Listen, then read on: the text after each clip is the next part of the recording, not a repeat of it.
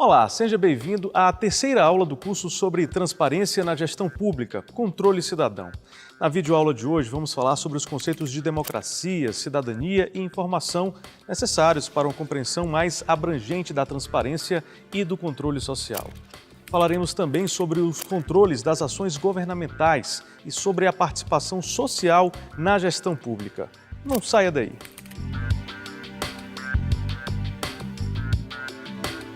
As características da administração pública não são cópias da administração das empresas privadas, ainda que guardem muitas semelhanças entre si. Em sua perspectiva histórica, a administração pública evoluiu através de três modelos básicos: a administração pública patrimonialista, a burocrática e a gerencial. Na administração pública patrimonialista, o aparelho do Estado era confundido com as posses dos nobres, que cuidam de sua gestão. Os detentores do poder utilizavam seus cargos em benefício próprio. Corrupção, favoritismo, clientelismo e nepotismo são inerentes a esse tipo de administração. A administração pública burocrática é a forma de organizar a administração pública através de mecanismos de controle, visando prevenir a corrupção e o nepotismo. O excesso de regras e etapas contribui para o reforço da burocracia.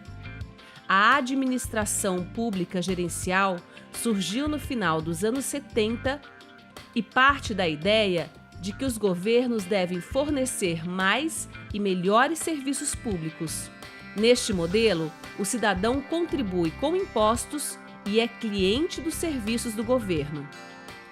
A democracia, literalmente, é o poder emanando do povo. Lá na Grécia Antiga, as pessoas se reuniam em praça pública para tratar de assuntos e problemas da sociedade. Essa era a chamada democracia direta. Aqui no Brasil, na Constituição de 88, em seu artigo 1º, logo no início, parágrafo único, coloca o seguinte: todo poder emana do povo e é exercido através dos seus representantes eleitos ou diretamente nos termos da Constituição. Ou seja, a gente vê que fica claro e evidente que existe uma separação de quem detém o poder e de quem exerce o poder. Essa caracterização de distinção é que dá aos gestores públicos a capacidade para eles poderem, a condição de poderem exercer a gestão pública a que foi atribuído. Essa distinção que dá aos agentes públicos a condição de exercer a gestão pública pode-se, a partir daí, gerar um conflito de interesses, onde essas autoridades, servidores públicos, os agentes, podem ter interesses próprios e seguir esses interesses em detrimento à vontade e os interesses do povo. É o que nitidamente se chama de conflito de agência, conflito de interesses na gestão pública.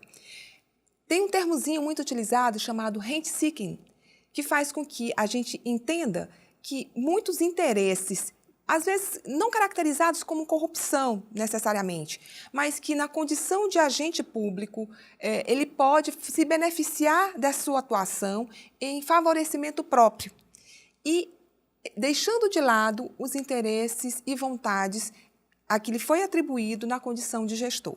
Por exemplo, um gestor de uma agência de aviação, ele pode fazer uso de toda a sua influência com as principais companhias aéreas em favorecimento próprio, esquecendo o seu principal interesse na condução daquele órgão, né, que é buscar melhores condições para que ele possa efetivamente ter melhores resultados.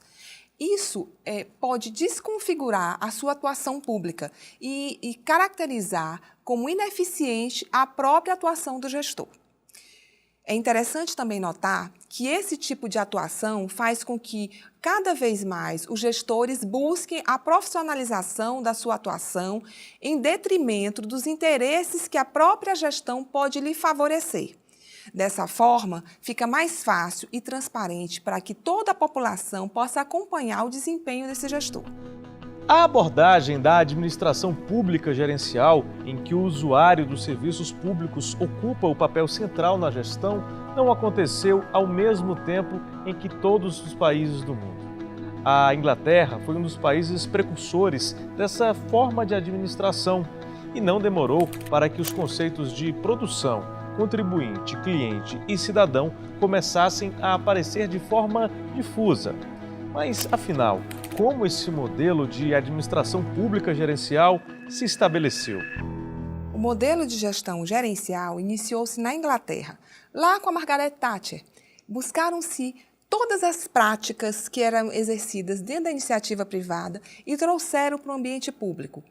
A racionalidade, o princípio da eficiência, a economia, tudo isso com o objetivo principal de aumentar a produtividade.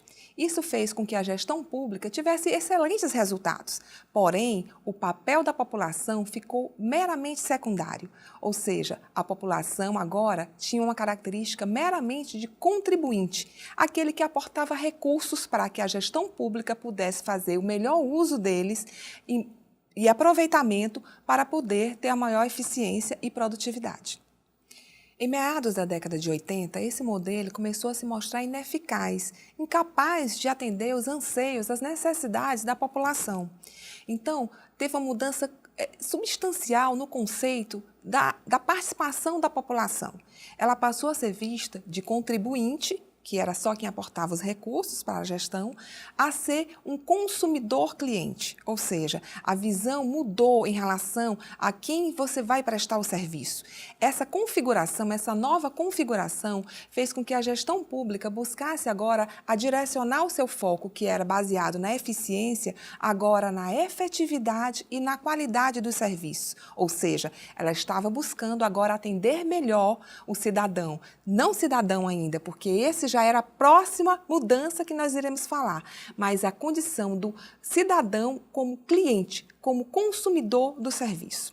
Já o modelo evoluiu para que depois, nessa condição de cidadão, ou seja, que é maior do que um simples consumidor de serviços, aquele que recebe aquilo que você aporta para ele, aquilo que você oferece para ele, o cidadão tem direitos e deveres e, portanto, em relação ao serviço público, aquilo que ele tem direito e que, por consequência, ele pode usufruir com qualidade, com eficiência, com rapidez, com todos os benefícios que uma boa gestão pode oportunizar em seus serviços, o cidadão tem mais condição de fazer uso melhor do serviço que a própria gestão pública, a quem ele atribuiu a condição de exercer essa atividade, possa exercê-la de forma mais efetiva, com qualidade, com eficiência e produtividade. Inicialmente, na Inglaterra, no governo da Margaret Thatcher, a adoção de práticas estritamente adotadas na iniciativa privada, agora no ambiente público, fez com que a gestão pública tivesse um novo foco. O objetivo agora era a produtividade, tendo como principais fatores a economia e a eficiência dos recursos.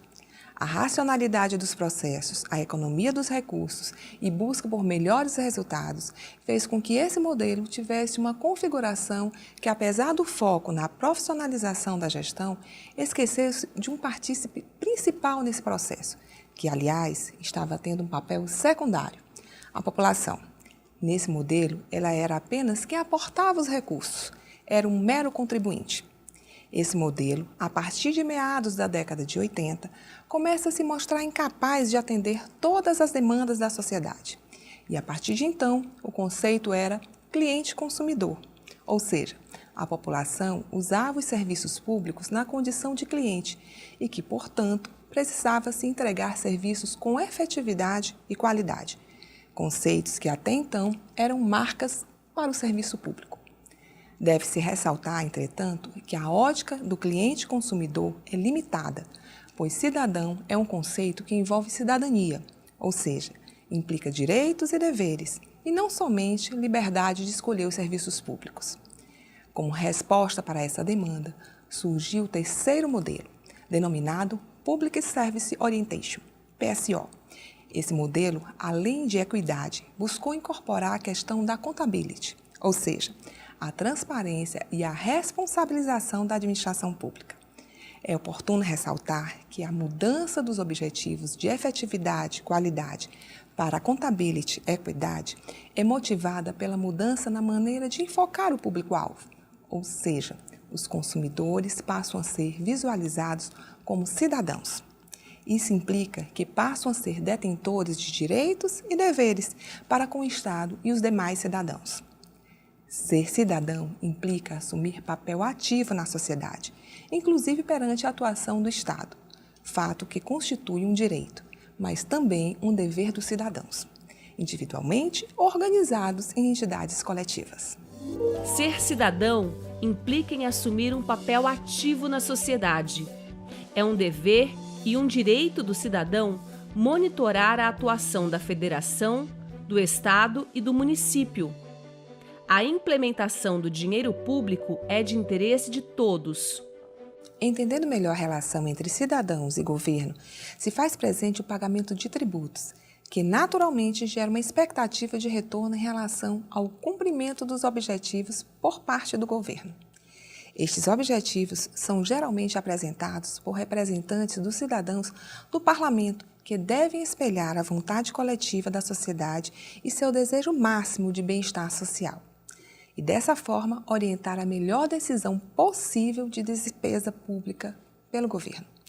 O que se vê é que existe uma consciência maior para acompanhar e monitorar o desempenho dos governos, induzindo as organizações públicas a serem mais transparentes e efetivas. Esse entendimento faz com que os gestores públicos prestem contas e, portanto, se preocupem com o resultado da sua atuação. Para isso, há necessidade de novos e adequados instrumentos para medir o seu desempenho. As iniciativas têm sido, de um lado, a adoção de práticas de planejamento, controle e avaliação da administração pública.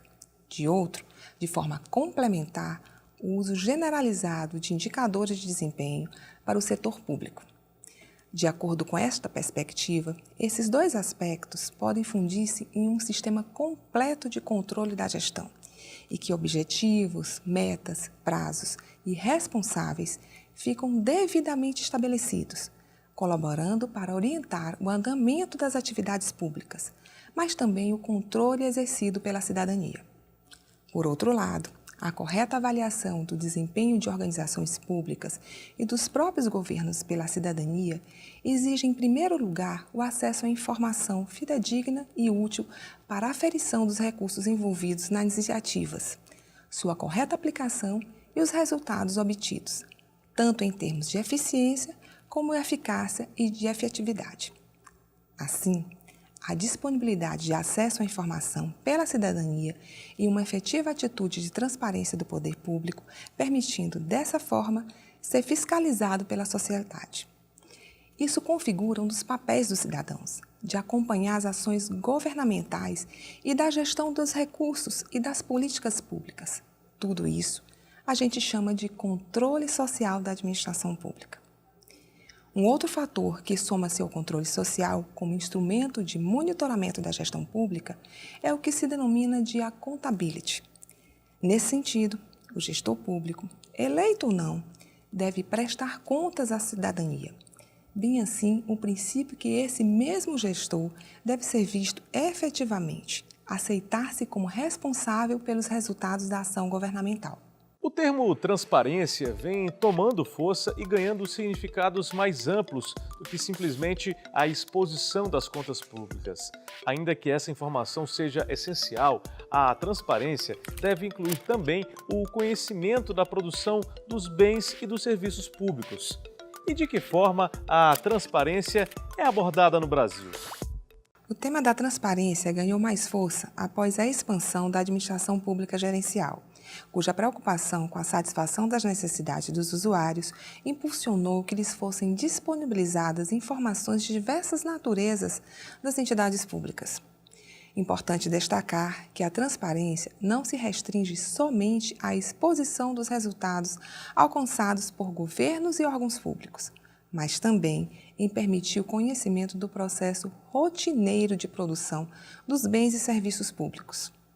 Aliado a esse papel, a informatização permitiu às organizações públicas se conhecerem e se darem a conhecer melhor. Esse fenômeno foi denominado de governo eletrônico. Por governo eletrônico se entende como o uso de tecnologias da informação e da comunicação, particularmente da internet, como ferramenta para conseguir um melhor governo.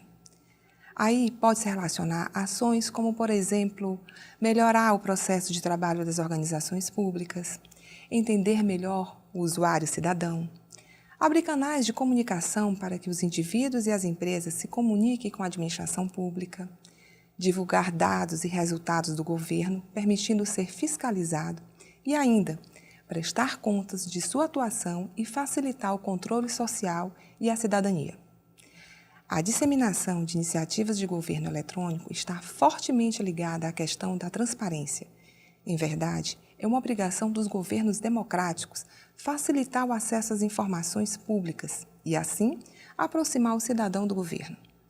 No Brasil, existe estrutura normativa que se vincula à adoção de práticas de transparência pública. As principais leis relacionadas ao tema em nível nacional são a Lei de Responsabilidade Fiscal, LRF, Lei Complementar 101, de 4 de maio de 2000, com as alterações das Leis Complementares 131, de 27 de maio de 2009, e 156, de 28 de dezembro de 2016, e a Lei de Acesso à Informação, Lei número 12.527, de 18 de novembro de 2011. Como já vimos nas videoaulas anteriores, a corrupção está presente em todos os países do mundo. Aqui no Brasil, os tribunais de contas trabalham para aumentar a transparência das gestões, realizando atividades relacionadas à defesa do patrimônio público. E você, já parou para pensar se existe um ranking com os estados que são mais ou menos empenhados em ações para promover a transparência?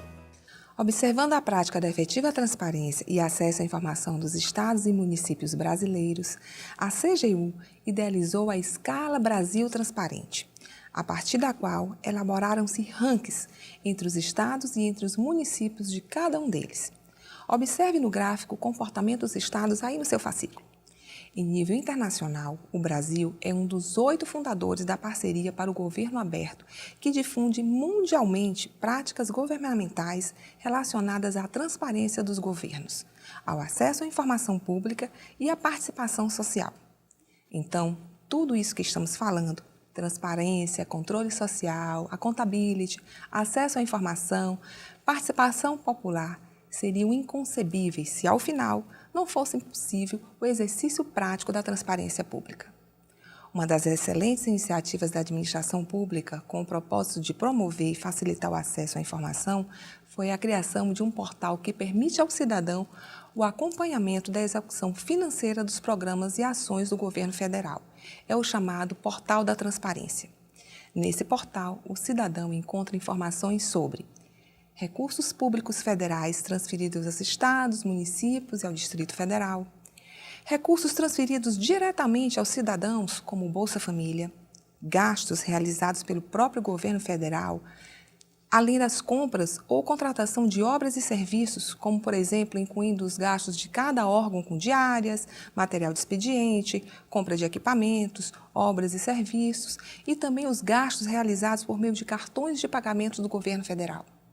Encontramos também no portal o valor que foi repassado pelo Fundo de Manutenção de Desenvolvimento da Educação Básica, o Fundeb, do Ministério da Educação para qualquer município do país ou mesmo quem são os beneficiários do Bolsa Família, quanto receberam e em quais meses. O Tribunal de Contas do Ceará está atento aos portais da transparência do governo do Estado, da Procuradoria-Geral de Justiça, Assembleia Legislativa, do Tribunal de Justiça e de Tribunal de Contas dos municípios. O objetivo é verificar se as páginas eletrônicas disponibilizam todos os dados à sociedade. O TCE Ceará também tem seu Portal da Transparência, com informações sobre contratos, convênios e licitações, consultar processos, votos e decisões. Por que é importante saber quanto seu município gastou e com o quê? Na aula de hoje aprendemos como a compreensão da democracia nos ajuda a entender os modelos de gestão pública. Descobrimos também como as ações de transparência são importantes para que o cidadão tenha acesso ao que é feito com o dinheiro público. Agora, vamos falar sobre o controle institucional das ações governamentais, na participação social, na gestão pública e sobre aspectos do controle social no Brasil. O controle pode ser compreendido como a função administrativa que monitora e avalia as atividades e resultados alcançados em um processo administrativo. Na gestão pública, os mecanismos de controle são Estado, Sistema Geral, Mercado, Sistema Econômico, Sociedade Civil, através de grupos sociais. Esses mecanismos têm o dever de privilegiar a sociedade, conferindo à gestão pública um caráter de legitimidade e transparência. O chamado controle institucional é exercido pela própria administração pública e pelas organizações privadas. A função de controle institucional compõe um esforço sistemático e objetivo do Estado para alinhar os interesses pessoais dos seus agentes à atribuição formalmente constituída de agir em favor do interesse público. Para tanto, estrutura-se um conjunto de órgãos e entidades, processos, procedimentos, pessoas, enfim, um aparato de ordem administrativa e jurídica que define a forma como as decisões são tomadas e orienta a ação do quadro administrativo. Sendo assim, o que temos de configuração para o controle institucional se manifesta por meio da sociedade, que é o que se chama de controle social, ou por mecanismos criados pela própria sociedade dentro da estrutura administrativa do Estado, que nesse caso é o que se chama de controle governamental.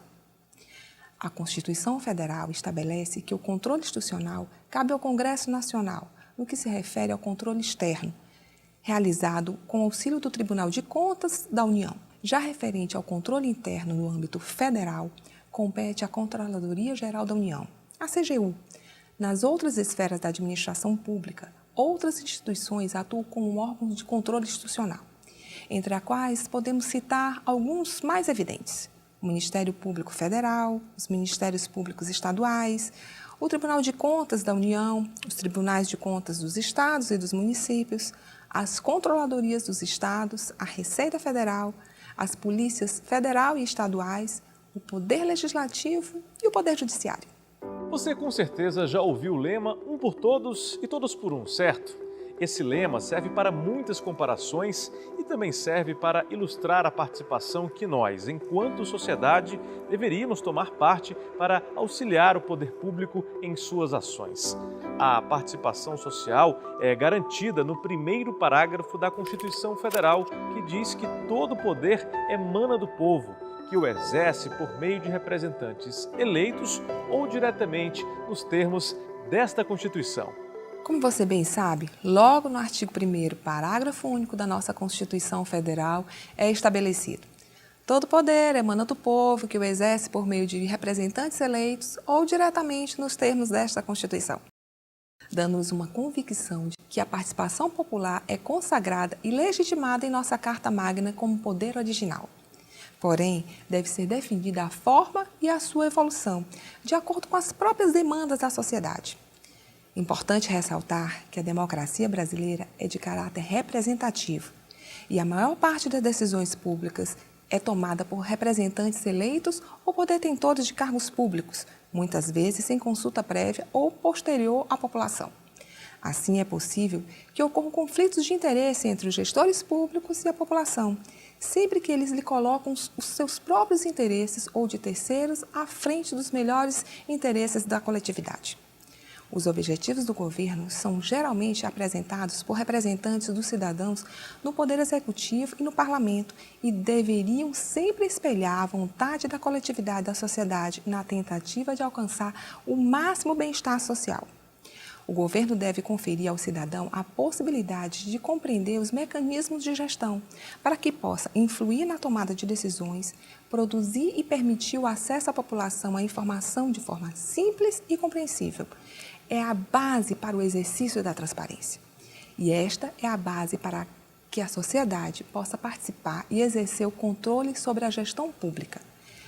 Como vimos anteriormente, o conceito de accountability configura-se no sentido de que o gestor público, eleito ou não, deve prestar contas à cidadania, Bem assim, o princípio que esse mesmo gestor deve ser visto e aceitar-se como responsável pelos resultados da ação governamental, podendo, inclusive, ser penalizado se for o caso.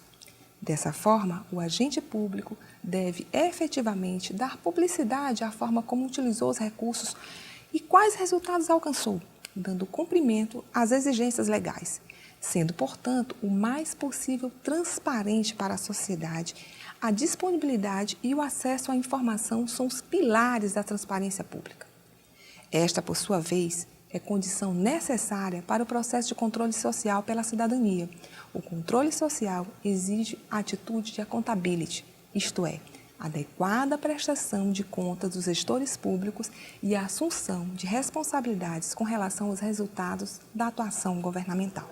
O Brasil é o quarto maior país do mundo em território. Essa imensidão de terra nos enche de orgulho, mas representa um outro problema. Para gerenciar todos esses municípios, é preciso criar um método descentralizador, em que o poder público chegue a todos de forma igualitária. Uma solução foi a adoção dos diversos níveis federativos. Por isso, temos os níveis federal, estadual, municipal e o Distrito Federal. Portanto, para controlar o dinheiro e a aplicação dos bens em um território tão vasto, é preciso que haja um controle social forte e atuante. Por meio da participação nas gestões públicas, os cidadãos podem intervir nas decisões administrativas, orientando a administração a adotar medidas de entendimento a interesses coletivos, exigindo ainda que o gestor público preste conta da sua atuação. Sem dúvida, na medida em que o cidadão tem consciência de que a atividade administrativa e as políticas públicas são realizadas com os recursos obtidos diretamente da comunidade, especialmente por meio dos tributos, e sempre que houver razoável nível de acesso à informação e de transparência na gestão, haverá espaço para um exercício de controle social e uma consequente exigência de que o gestor público preste contas da utilização dos recursos, bem assim da sua aplicação inteligente e produtiva em prol da satisfação das demandas da sociedade. Como vocês podem acompanhar aí no fascículo, o autor Braga defende que o controle social possui 3 funções: a função política, a função jurídica e a função social, dando um caráter mais abrangente a esse conceito. A Constituição de 1988 seguiu inicialmente como um reforço ao modelo burocrático vigente desde antes dos governos militares, com todas as características inerentes a esse modelo. E somente na emenda constitucional número 19, de 4 de junho de 98, adicionou o princípio da eficiência, redirecionando para o modelo de gestão gerencial. Dessa forma, o que podemos entender é que, no Brasil, o modelo gerencial somente teve uma base legal a partir da introdução do princípio da eficiência, que marca a gestão pública mais focada nas práticas de gestão. Com forte ênfase na participação popular, a Constituição Federal de 1988 estabeleceu formas de participação no processo de políticas sociais e urbanas. E em quais pontos essa participação aparece? A nossa Constituição Cidadã tem como característica na sua elaboração a influência da sociedade civil por meio de emendas populares, especialmente nas áreas de políticas sociais e urbanas. Dessa forma, a nossa Lei Magna instituiu a participação popular nos processos de tomada de decisão relacionados às políticas essenciais à sociedade. Podemos citar como exemplo de ação referente a essa participação social a instituição dos Conselhos de Políticas Públicas, no qual os cidadãos participam dos processos de tomada de decisões, das ações de fiscalização e de controle dos gastos públicos. Como marco legal, além da Lei de Acesso à Informação, a Lei de Responsabilidade Fiscal, temos a Lei da Transparência e outros instrumentos frutos da iniciativa social. Portanto, os cidadãos têm uma responsabilidade legal para agir como um membro importante e influente da democracia, atuando desde o interesse pelo conhecimento das ações da administração pública até o devido controle do que realmente está sendo feito pelos gestores, se estão de acordo com seus anseios ou, melhor, de acordo com as necessidades da própria sociedade. Dessa forma, exerce de fato o seu papel de cidadão. A Lei de Acesso à Informação, LAI, tem aplicação nacional. Ela garante que qualquer pessoa possa receber informações públicas de órgãos e entidades dos poderes executivo, legislativo e judiciário. Lembre-se, a prestação de contas à sociedade é um dos pilares da transparência. A forma como a sociedade vai fiscalizar e controlar os gastos públicos pode ser feita de diversas formas. Uma delas é através dos portais de transparência. Nesse bloco, vamos falar de outras formas de participação social que também são amparadas pela lei. Pois bem, os instrumentos de controle social, tendo como princípio básico a fiscalização das ações públicas, que numa sociedade participativa se dispõe a criar novos mecanismos de monitorar as decisões da administração pública, por exemplo, portais da transparência, conselhos municipais, audiências públicas, conferências e outros mais. Falando dos portais da transparência, que são sítios de internet que contêm informações relativas às finanças públicas das instituições, aqui no Ceará, o que podemos dizer é que o portal da transparência foi a ferramenta ativa mais utilizada do cidadão em 2016. Se destacou no ranking nacional da transparência do Ministério Público Federal, criado com o objetivo de garantir ao cidadão um instrumento fácil e ágil de acompanhamento das ações realizadas pelo Estado. O Portal da Transparência atingiu durante o ano de 2016 recordes históricos em números de acessos e usuários, se consolidando como a ferramenta de transparência mais ativa e demandada de todo o Estado. Só no último ano foram registrados 286.874 acessos, número este que, somado aos anos anteriores, atingiu em agosto de 2016 o recorde histórico de 1 milhão de acessos, demonstrando o interesse pela informação por parte dos cidadãos. Vale ressaltar também que a CGU, analisando o aspecto do controle social, ainda acrescenta que nos municípios também pode existir outros conselhos voltados para diferentes programas de governo. Essa informação deve ser buscada na própria prefeitura ou na Câmara de Vereadores. Orçamento pode ser definido como uma parte de um plano financeiro que compreende a previsão das receitas e despesas futuras durante um determinado tempo. O orçamento doméstico parte do mesmo princípio e prevê o quanto vai entrar de receitas e o quanto vai sair em forma de gastos. No orçamento público, as despesas e os gastos são regulados por leis que planejam as ações do governo para o ano seguinte. O controle orçamentário é definido através do orçamento público e é caracterizado como um dos principais itens de planejamento da ação governamental para o ano corrente e para os próximos períodos. Nele estão organizadas as iniciativas a serem desenvolvidas e os valores de despesas públicas que a elas estão vinculados. As principais peças orçamentárias, todas de caráter legal, são o Plano Plurianual, PPA, a Lei de Diretrizes Orçamentárias, LDO, e a Lei Orçamentária Anual, LOA. Tomemos como exemplo nas reuniões no PPA. A participação na elaboração do planejamento para o quadriênio é essencial para garantir a apreciação das necessidades para o período a que se refere. Já na LDO, a sociedade pode e deve participar da decisão que elege os programas a serem executados no exercício seguinte, garantindo, mais uma vez, uma governança democrática que melhor atenda às necessidades da comunidade.